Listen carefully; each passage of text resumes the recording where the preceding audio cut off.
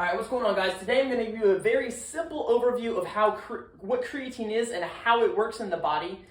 This is not for someone that's looking to solve a biochem problem. This is for someone who is looking to understand what is creatine. It's simply how it works in a very rudimentary aspect. So what is creatine, right? So creatine is a chemical that allows you, simply put, to have more energy in a shorter time span, right? And how it works is as follows, right? So over here we have our basic mitochondria, which is the powerhouse of the cells we all know from high school biology, right? If there's one thing you leave from high school biology knowing, it's that mitochondria is the powerhouse of the cell. So in the mitochondria, you have a couple of different processes such as glucogenesis, pyruvate oxidation, the Krebs cycle, and finally the electron transport chain, which actually gives you the majority of that energy, which is ATP, right? ATP is the energy for the cell, as you probably know.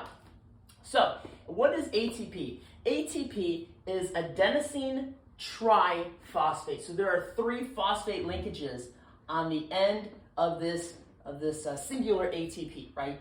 Now, so this is my energy for the cell. So what happens when I engage, say, a voluntary muscle, right? So I'm doing bicep curls right here.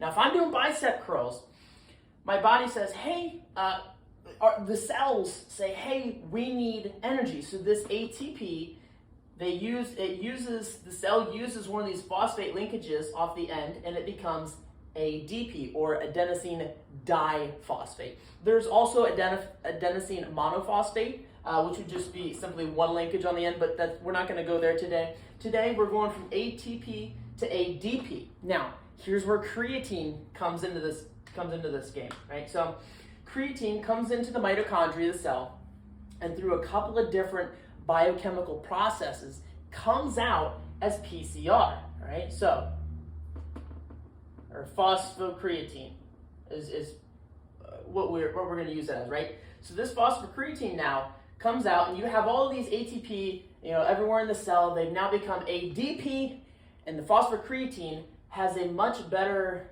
ability to escape the mitochondria, the outer membrane of the mitochondria, and now it comes out of here faster than the normal phosphates would. So it is now able to bind back to these linkages much quicker, essentially, and then you finally get that linkage back on, and it says, there we go.